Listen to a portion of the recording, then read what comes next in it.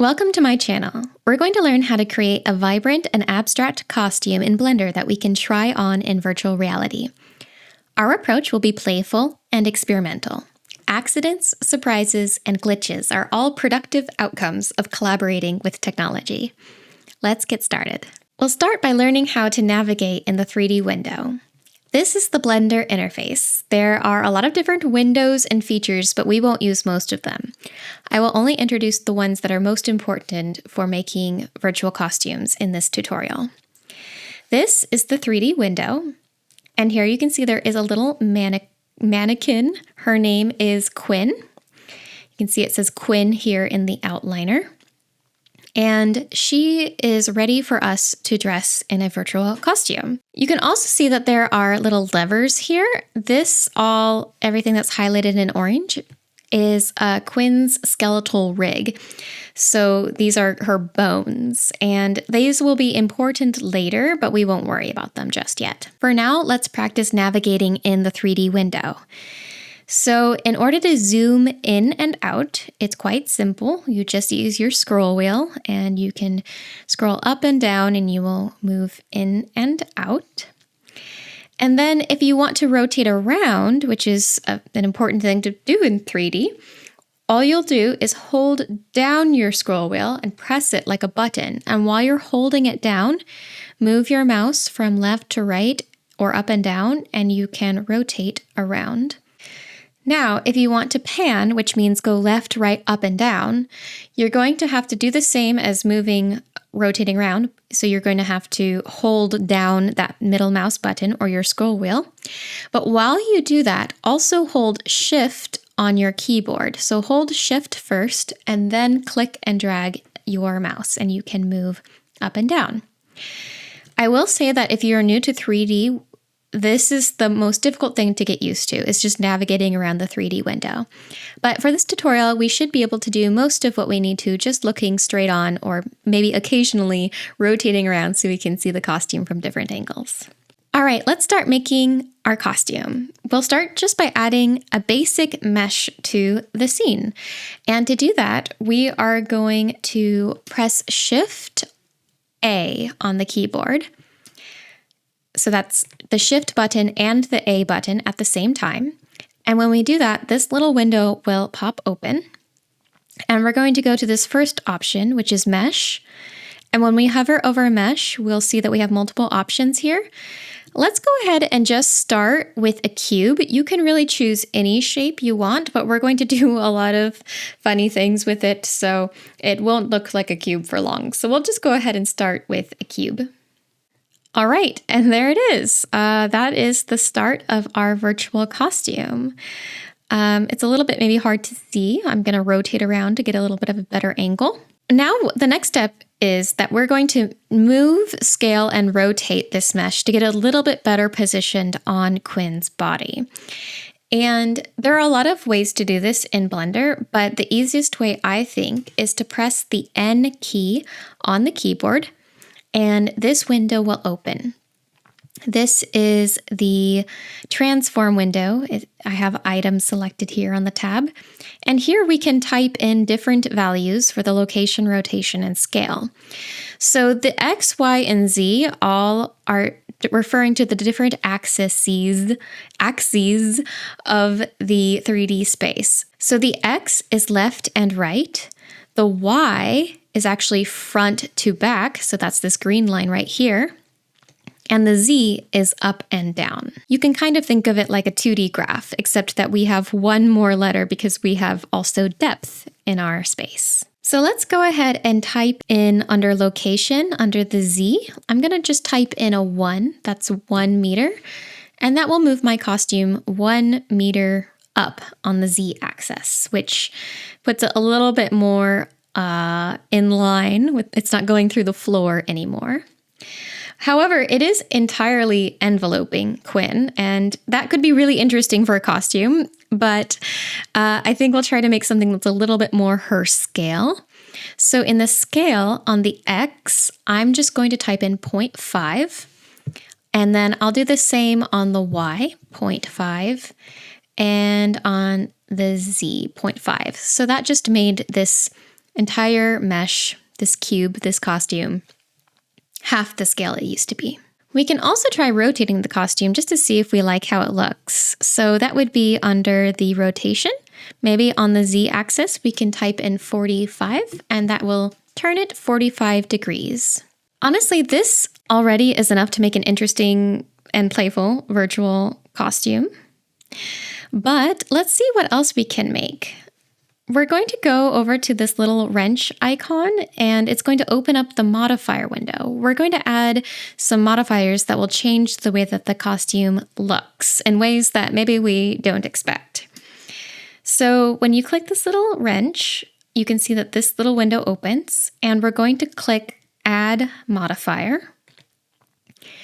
And you can honestly add any of these, but we're going to go ahead and start with something kind of easy to use. So under the Deform tab, let's go ahead and grab the Simple Deform.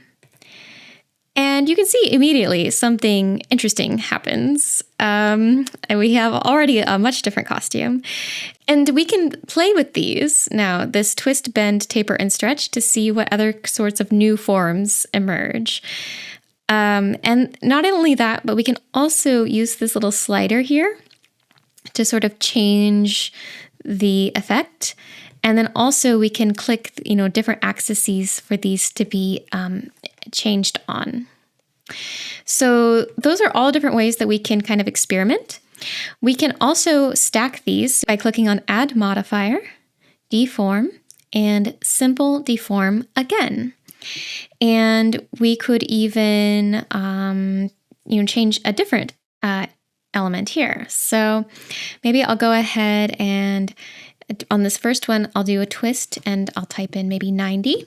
You can either click these little arrows here to adjust this number, or you can click and drag on this bar. But I'm just going to type in 90 there. And then maybe this next one, I will do a stretch, and maybe I'll type in -1. Interesting. Okay, so maybe I'll just add one more modifier, and there are lots of them that you could use. I encourage you to try them out to see what they do. Not everything will have an effect, and also some of them might break everything. But I encourage you to play and experiment. If you don't like what they do, you can always click this little X here, and it will take them away. Or you could click Command or Control Z to undo and kind of go back to an earlier form. Maybe I'll add a screw modifier. So Generate, that's under the Generate tab. And then go to the screw. And this is quite interesting. So I think I'm actually good. I kind of want to see what it's going to feel like to wear this costume. My advice is to keep your costume simple, because you may be surprised by what it feels like when it's actually time to put it on and experience it from the inside. So when you're ready, you can go ahead and apply these modifiers. So starting from the very top, we need to click this little down arrow right here, and then click Apply, one at a time. All right, and then all of those are applied. We can go ahead and move on to the next step, which is to add some color to your costume. So first, what we need to do, first click on our costume to make sure it's selected. And then we can click on this little material tab down here, which is this little red circle. And then click this little icon here and choose Virtual Costume Material. And so that will apply this sort of pre-programmed material that I made for you to play with. And in order to play with that material, we need to head over to the Shading tab. So this is the only other time we will jump away from this layout of Blender. And what we'll do is we'll go to the very top here. Right now we're on the Layout tab. We're just going to jump over to the Shading tab right here. And this is the shading workspace. So now we can sort of see what color is going to appear on our costume. And the way that we will play with the color is, and the texture, is to use these two little windows right here. So this one will control our color. All we have to do is click on this where it's white, and we can actually drag this little slider around and make any color we want. Might just do this color right here. I like this color. We can also kind of play with the saturation here. We can play with the hue here as well. And the value, of course. So that's all things that you can adjust. And then the other way that we can adjust the texture is this little window here. And I actually don't know what this does, this magic texture, but it's fun. So you can just play with these sliders and sort of create really anything you want. And I just kind of suggest to play around until you find something that looks fun and exciting and that you want to try wearing in virtual reality. I think that this is super interesting, so I'm going to go ahead and leave it here. And once you're happy with the color, whatever it looks like, we can go ahead and move on to the next step. So we'll go back to the Layout tab at the top. And the last thing we need to do is rig the costume to the skeleton, which means that we are teaching it how to behave when we wear it. So which part is controlled by the arm and which part moves when I move my head and so on. So don't worry, this process is really simple because we are going to let the technology decide for the most part how this happens. So all we'll do is we'll click the costume. We will hold Shift on the keyboard, and while we are holding Shift, we will click a bone. It doesn't really matter where we click, but just that we have both of these selected. They're both highlighted in orange. And if they're both highlighted in orange, we can press Control or Option, depending on if you're a Mac or a PC. So Control for me, and then P on the keyboard. And then you can go ahead and when this window pops up, it says Set Parent to.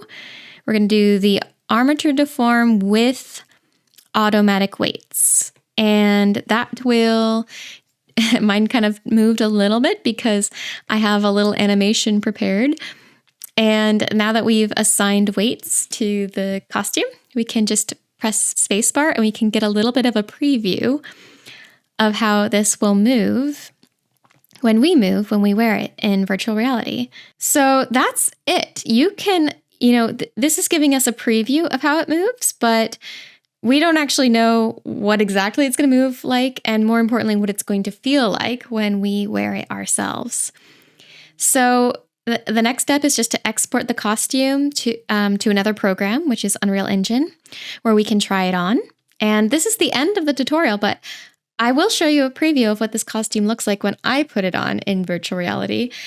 Some things got a little weird with the texture when I imported it, but I am embracing the glitch as a collaborative effort between me and the technology, just like I encourage you to do as well. One more thing, it might be a little bit hard to tell what's happening in this preview because virtual reality experiences don't translate well to being viewed outside of the virtual reality headset. And in that way, virtual costumes are a first-person and embodied experience. So I hope you get a chance to experience your costume in virtual reality after this tutorial. Thanks for watching, and feel free to reach out if you have any questions.